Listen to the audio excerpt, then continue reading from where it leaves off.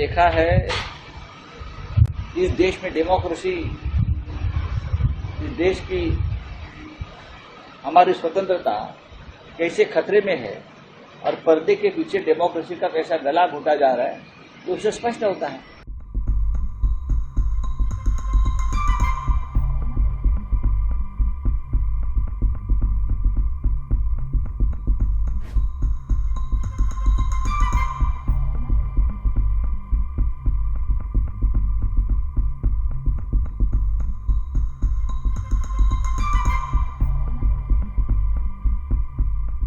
वो mother of democracy में murder of democracy लगातार कैसे किया जा रहा है, उसी को उजागर करने का, उसी सच को बताने का है।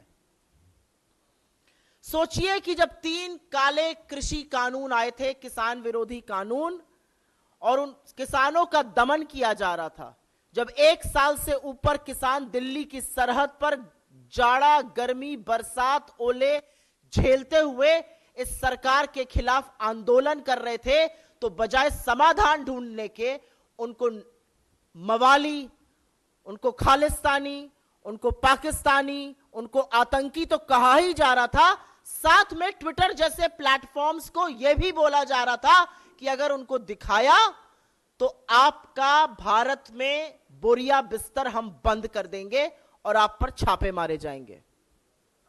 और याद रखिएगा, अपने घमंड और अहंकार में चूर्ण इस देश का डरपोक तानाशाह प्रधानमंत्री तब तक चुप रहा जब तक 700 से ज्यादा किसानों की शहादत नहीं हो गई।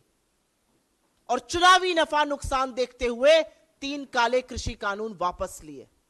लेकिन यह सच है कि जब इस देश का अन्नदाता अपने हक की लड़ाई लड़ रहा था, तो इस देश के प्रधानमंत्री उनका दमन कर रहे थे, उनकी आवाज को दबाने की कोशिश कर रहे थे।